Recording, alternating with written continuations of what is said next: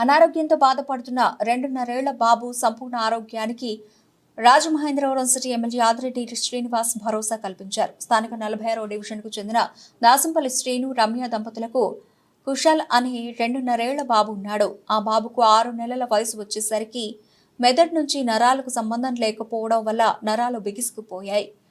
ఈ వ్యాధి నివారణ కోసం సదరు బాబుకు 3 నెలలకు ఒకసారి 17,000 రూపాయలు విలువైన ఇంజెక్షన్ ఇవ్వాల్సి ఉంది.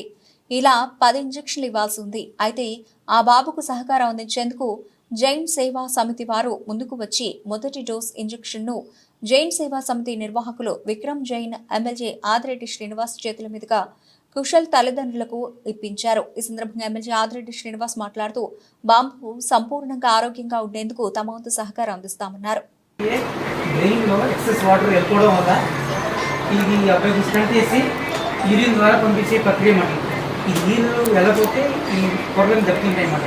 సో ఇంజక్షన్ ఇప్పుడు ఏంటంటే ఇప్పుడు 6 months నుంచి ఆ బాబు అవుతుందంటే నరాలను బిగిసిపోతున్నాయి.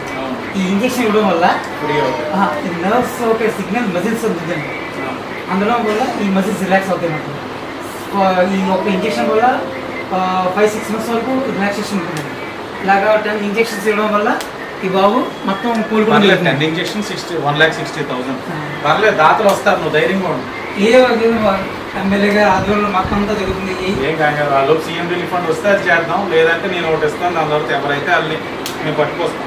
ముందు 3 నెలల లేకపోతే 2 నెలలకి ఇంజెక్షన్ చేయాలని తెలుసుకో. 3 months 3 months ఇప్పుడు వెళ్తారు నిమ్స్కి. జాగ్రత్త తీసుకెళ్ళి ఇది ఢిల్లీ నుంచి జరిగింది. ఇది దీనికి ప్రాపర్ మెడికల్ అంతా ఇచ్చారు. మళ్ళీ అక్కడ వెళ్ళిన తర్వాత తెచ్చింది నెంబర్ ఉందా జైన్ గారిది, పెట్టుకో. అయినా డౌట్ ఉంటే ఇచ్చే. ఓకే, నమస్తే. మా అన్నయ్య వదిన మీ సేవా కార్యక్రమంలో పశువులు వస్తానంటున్నారు, ఆవులు.